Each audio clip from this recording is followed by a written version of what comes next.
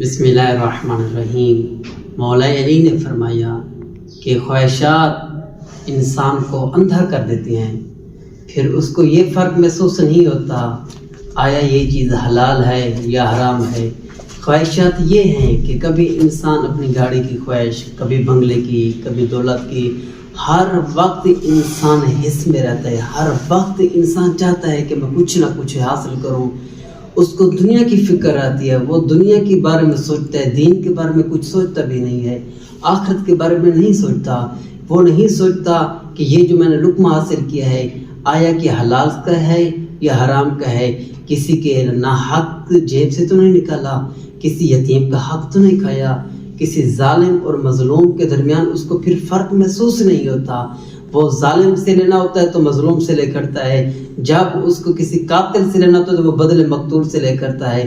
انسان خواہشات کے پیچھے ایسے اندھا ہو جاتا ہے، اس کو پھر یہ نظر بھی نہیں آتا ہاں جنت کیا ہے، جہنم کیا ہے، حق کیا ہے، باطل کیا ہے۔